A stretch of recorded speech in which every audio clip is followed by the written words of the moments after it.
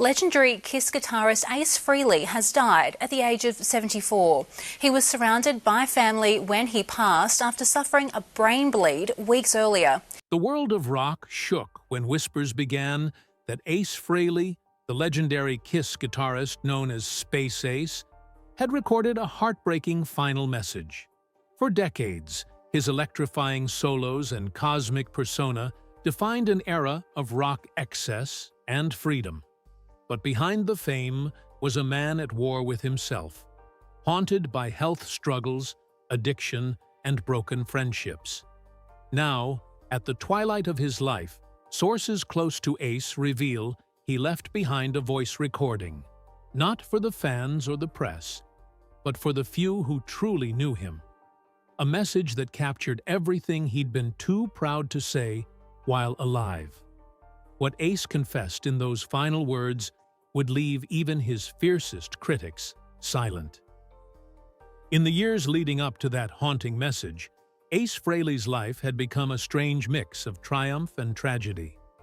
Once hailed as one of the greatest guitarists in rock history, Ace was the heartbeat of Kiss in its early days. His unique sound-shaped classics like Shock Me and Cold Gin, songs that captured his rebellious soul. Yet, as fame grew, so did the chaos. Ace's battles with alcoholism and drug addiction weren't secrets. They were scars he carried in the spotlight. His health began to fail, his voice grew weaker, and his hands, once magic on the strings, trembled under the weight of time and years of abuse. Friends noticed a change. He'd stop mid-conversation, lost in thought, as if his mind was trapped in the past, revisiting old concerts, broken bandmates, and forgotten dreams. He rarely spoke about Kiss anymore, but when he did, it was with a quiet bitterness that time never healed. He would tell close friends, "I gave them my best years, but they only remember my mistakes." Behind the jokes and cosmic persona was a man drowning in regret. Still, Ace found solace in his music, recording quietly in his home studio in New York. He'd play late into the night, his notes echoing through empty rooms. The sound was raw, almost ghostly. His partner later recalled hearing him whisper to himself after each session, "This might be the last one." Those words became a chilling prelude to what would come next, a confession recorded on his phone where Ace spoke about fame, betrayal, and the fear of dying forgotten. But more than that, he revealed something even darker, a secret he had carried since his final years with Kiss, one that made his last message impossible to ignore. The discovery of Ace Frehley's final message began with a phone found beside his amplifier, the same old rig he'd used since his early solo days. It was his sanctuary, a space filled with guitars, tour memorabilia, and the faint scent of cigarettes and vinyl sleeves. When Ace passed, his longtime friend and technician, Johnny Z. Zuta, was the first to enter the room. He said the silence was unbearable. No sound of strings, no static hum, just the quiet emptiness of a life that had played its last note. On the table sat his phone, screen, cracked, battery nearly dead. When Johnny powered it on, he saw one last voice memo labeled simply, "For them." Inside that recording was a message that started calm, but grew heavier with every word. Ace's voice was frail, shaky, almost broken. He began by apologizing to his fans, something no one ever thought they'd hear from him. "I know I wasn't perfect," he said, "but I tried to give you everything I had left." Then his tone shifted. He spoke about the years he felt betrayed, how fame had twisted friendships into rivalries. He mentioned Paul Stanley and Gene Simmons by name, saying they'd turned their brotherhood into a business. "They made me feel like a visitor in my own band," he whispered. But Ace didn't stop there. He spoke of the loneliness that fame never fixed, the nights when he'd sit alone replaying old footage of himself on stage, pretending it was still real. "I thought I could outrun the years," he said, "but they caught me." His breathing grew heavier toward the end of the recording. Then came a pause, long, painful silence, before he said something that would send chills through anyone who heard it. "There's something in that vault," he said softly, "something they never wanted anyone to hear." That single line sparked a storm among those closest to him. What was in the vault? Was it music, a confession, or proof of a hidden feud buried deep within Kiss history? As rumors spread, fans began searching for answers, and the truth that emerged would forever change how the world remembered Ace Frehley. The vault Ace Frehley mentioned in his final message wasn't a metaphor or a rumor. It was a real, heavily secured room he'd built deep within his New York home, lined with steel panels and humidity control. Friends called it Area 51 because only Ace had the key, and even he joked that what was inside was too cosmic for anyone else to handle. Over the years, he dropped hints about it in interviews, claiming he was keeping the truth safe there, a truth the world wasn't ready to hear. When he passed away, his family, lawyers, and longtime technician Johnny Z. Zuta were granted access. They expected to find old stage gear, demo tapes, maybe unreleased songs from his solo projects. But the moment they opened the door, they were hit with something far stranger. The room smelled of old paper, metal, and burnt circuits. Dozens of shelves lined the walls, stacked with tapes, reels, notebooks, and photos. Decades of Ace's life frozen in time. But it was the center table that drew everyone's attention. There sat a small metal box engraved with the words, "For Them." Inside was a folded note, a cassette, and a faded Kiss backstage pass from 1982. The note read, "Play this only if you really want to know what happened." When they inserted the cassette into an old player, the first few seconds were filled with static. Then the sound of Ace, quietly, tuning his guitar. His voice came next, hoarse, uneven, trembling. "If you're hearing this, it means I'm gone," he said. What followed was not music, not laughter, but confession. Ace spoke of a dark period during the Creatures of the Night sessions, when Kiss was struggling to stay alive in a changing music world. He said that during those sessions, strange men appeared at the studio, people who weren't on the payroll, who claimed to be backers from a silent investment group. They offered huge amounts of cash to keep the album alive, but demanded complete control over certain tracks. Ace said he protested, but something happened one night that changed him forever. He remembered blacking out mid-recording and waking up hours later to find the guitars redone, his solos replaced, and his lyrics rewritten. "They took something from me," he said, "something I never got back." As his voice grew weaker, he confessed he had dreams afterward, recurring visions of being back in that studio, hearing whispers through his headphones, voices that weren't part of the tracks. He even claimed one of those voices said his name. "I thought it was the drugs," Ace said, "but it kept happening, even when I was clean." The final minute of the tape sent chills down everyone who heard it. Ace whispered, "They told me to keep quiet, but I couldn't die without saying this." Then a faint, distorted voice echoed in the background, too soft to make out words, yet unmistakably human. The tape ended abruptly, followed by a faint mechanical sound like a reel stopping on its own. Forensic experts were later called to analyze it, but the results only deepened the mystery. The voice wasn't Ace's, and it wasn't anyone recognizable from the Kiss archives. Some audio technicians suggested it was an accidental overlay. Others said it was impossible because the tape had never been edited. For Ace's loved ones, the vault was no longer a collection. It was a haunting museum of things he couldn't let go of. His journals, lying beside that cassette, hinted at even darker memories. Entries filled with fragmented thoughts, cryptic sketches, and chilling phrases like "the night they took the sound" and "the man with no face in the control room." Whatever haunted Ace Frehley in those years didn't just steal his peace. It may have followed him until the very end. The journals found beside the cassette opened a door into Ace Frehley's mind during his most fragile years. There were more than 20 notebooks stacked together, their covers worn, pages filled with erratic handwriting and half-finished sketches of guitars, planets, and faceless figures. The first few entries were normal: tour dates, song ideas, memories from the road.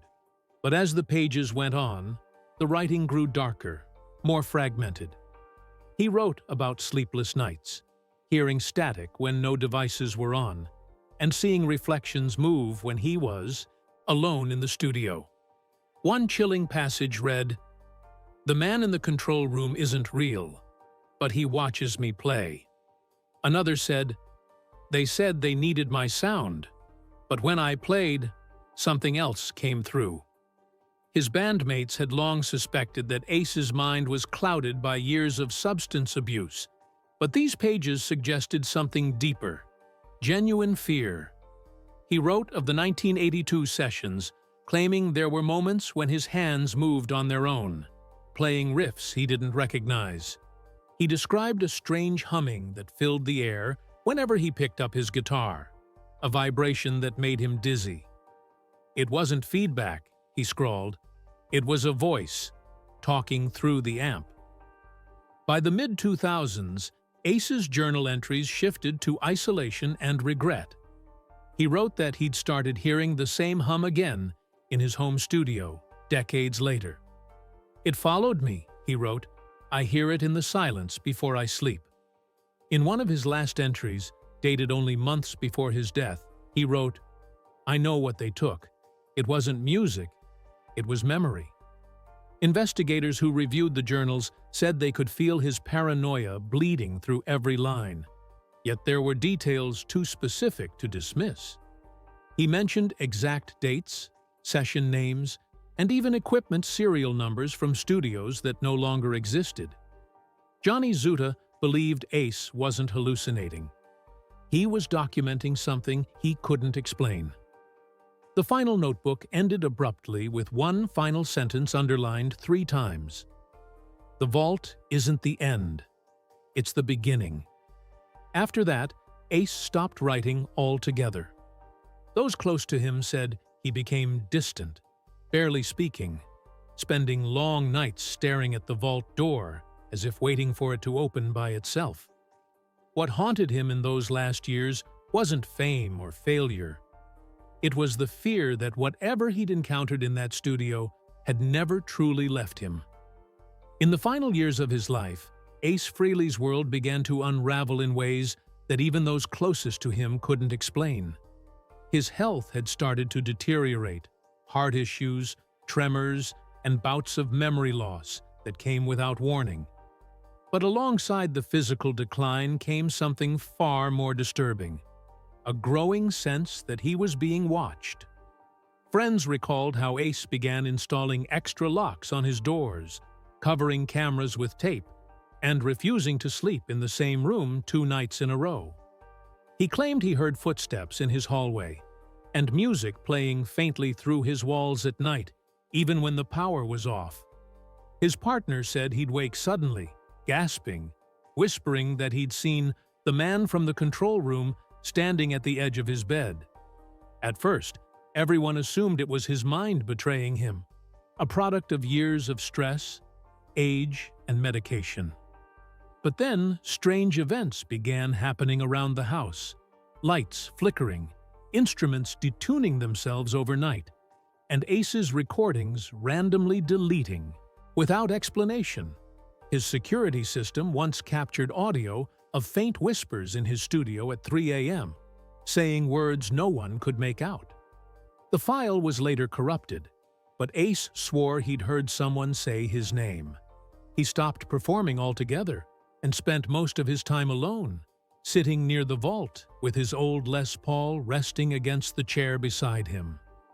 When friends visited, they said he spoke softly, like he was saving his strength for something important. "They're still here," he told Johnny Zuta one night. "They don't want me to finish it." No one knew what "it" meant, but there were rumors he'd been working on a final piece of music, something he believed would set him free. Toward the end, Ace's condition worsened. He suffered several small strokes that affected his speech, yet he refused hospital care. Instead, he wrote messages on scraps of paper, leaving them scattered across his studio. One note read, "Don't erase the last track. It knows." The atmosphere in the house became so heavy that even visitors said it felt colder every time they entered his recording room. Days before his passing, his partner heard him playing a haunting melody late at night, the kind that sounded like both a goodbye and a warning. The next morning, the music had stopped, and the room was silent. When the tape was later reviewed, the last few seconds captured Ace whispering the same chilling line from his earlier recording. "They told me not to tell."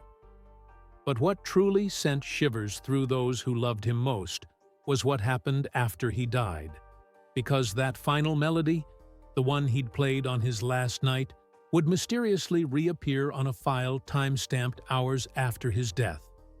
When investigators and audio experts examined Ace Frehley's final recording, they expected nothing more than static and fading guitar tones.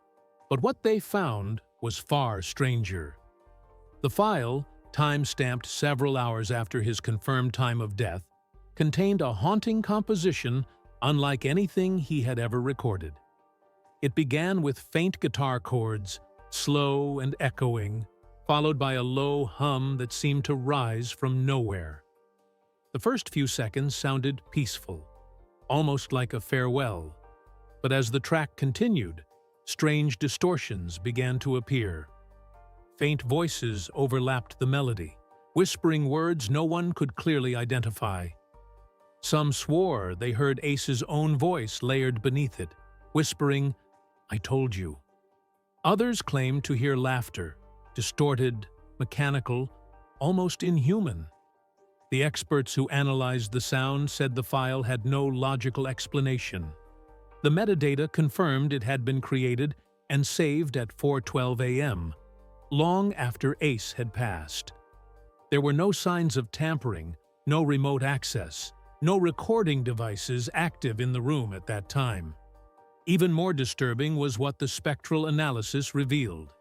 Hidden within the audio frequencies were irregular waveforms shaped like human speech patterns. Yet, they didn't match any known voice print. Johnny Zuta said listening to it felt like standing in a room where the walls were breathing. He described it as beautiful and horrifying at the same time. The melody itself seemed to shift depending on who played it, sometimes serene, sometimes chaotic, as if the song was alive. When one engineer tried to isolate the background hum, his computer crashed repeatedly, forcing him to hard reboot the system. Another expert reported hearing faint knocks on his studio door while the track played, even though no one was there. What truly unsettled everyone, however, was the ending. At exactly 3 minutes and 33 seconds, the recording cut to silence. Then a deep single breath was heard, followed by a whisper that said, "It's still here." Every analysis confirmed the breath belonged to Ace Frehley. The problem was, it was recorded 12 hours after he died. The file was eventually sealed by his estate, never to be released publicly, but a short 5-second excerpt leaked online before it was removed. Those who heard it described it as the sound of a man vanishing into his own music, fading between life and something else. Some called it a technical glitch. Others called it proof that Ace's final song wasn't played for the living. The leaked audio clip from Ace Frehley's vault spread across fan forums and dark corners of the internet like wildfire. Within hours, thousands of fans began dissecting the 5-second excerpt, claiming they could hear hidden messages beneath the static. Some slowed it down, saying they caught Ace whispering, "Set it free," while others insisted the voice wasn't his at all. The mysterious timing of the file, recorded long after his death, became the focal point of heated debates. Skeptics called it a hoax, but the technical data told a different story.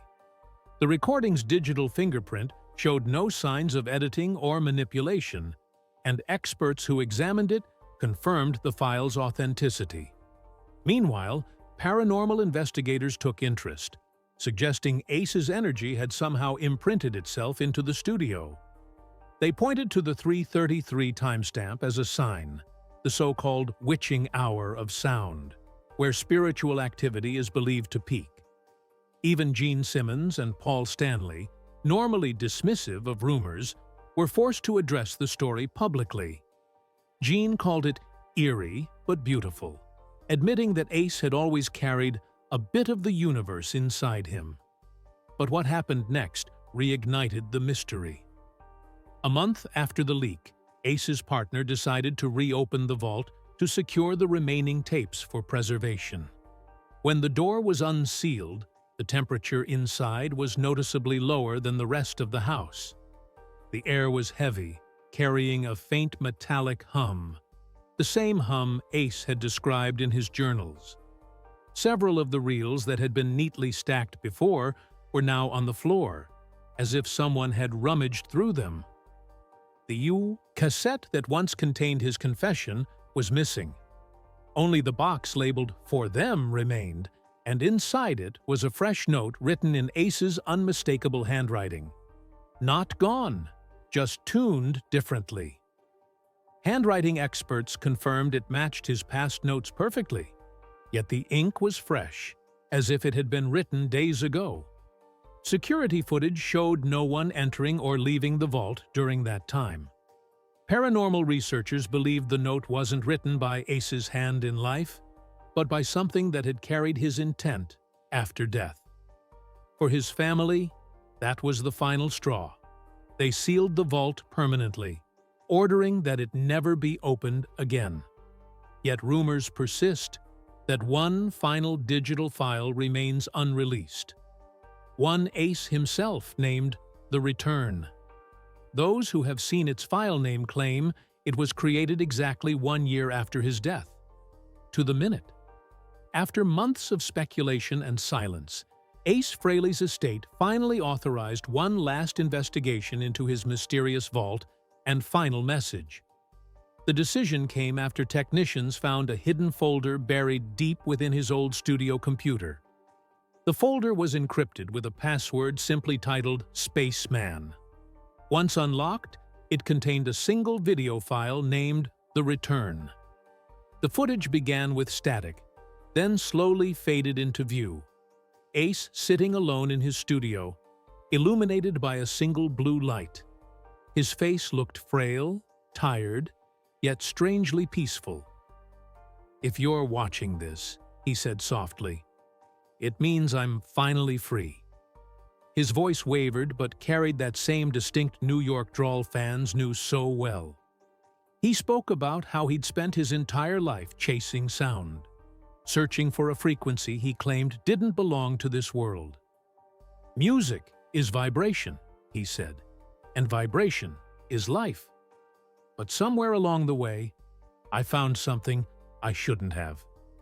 He explained that the strange hum he'd heard for years wasn't feedback, but a frequency he believed connected to consciousness itself. He called it the note between notes, something that existed beyond human hearing but could be felt deep in the body. He said that one night, while recording alone, he captured that frequency again, and it felt like the walls of reality shook. "When you play it," he whispered, "you'll feel it too. But don't play it for long. It doesn't stop when the music ends." As he spoke, faint sounds began echoing behind him, soft tapping, a hum building slowly, vibrating through the speakers. Ace smiled faintly and looked off camera, as if acknowledging someone in the shadows. His last words were chilling. "I'm not afraid anymore. I finally found my way home." The screen flickered, and for a split second, Ace's reflection appeared in the studio window. Only he wasn't sitting in the chair anymore. The video ended abruptly with the sound of a guitar string snapping. Audio experts confirmed the file had no signs of tampering, but the faint hum continued even after playback stopped, forcing them to unplug the system entirely. The footage was never released publicly. The family decided it was too unsettling, too personal. Ace's true farewell not meant for the world. In his final message, he wasn't warning anyone or confessing guilt. He was saying goodbye in the only way he knew how, through sound. To this day, fans who visit his old home say they sometimes hear faint guitar notes coming from the closed vault, followed by a whisper that drifts through the air like an echo from another world. Still here, still playing. And maybe, just maybe, Ace Frehley never really left. He just found a frequency the rest of us can't hear.